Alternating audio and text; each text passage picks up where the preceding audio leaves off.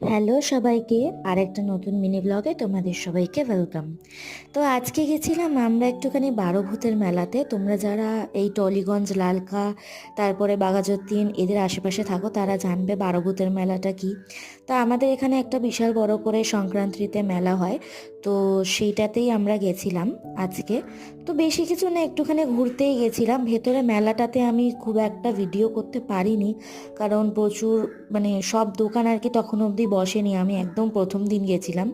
তো দেখো এখানে একটুখানি বারোভূতে আসবার ভাপা পিঠে খাবো না তা তো হয় না, একটু খেয়ে নিলাম। তারপরে একটু পাপড়ি চাট খেয়েছি, ঘুগনি খেয়েছি, আর লাস্টে তো মেলার পাঁপড় ভাজা চলেই, পাঁপড় ভাজা আর জিলাপি নিয়ে বাড়ি চলে এসেছিলাম। আর দেখো হাতে আমার একটা দেখতে পাচ্ছ জল বেলুন। আমি বারোভূতের মেলায় ছোট্টবেলা থেকে যখনই যাই আমার জল বেলুন কিনতেই হবে, এটা আমার ভীষণ ফেভারিট। আমার বাবা কিনে দিত আর এখন অর্পণ কিনে দেয়। তো তোমাদের কেমন লাগলো ভিডিওটা জানিও, ভালো লাগলে লাইক শেয়ার সাবস্ক্রাইব করে দিও। টাটা।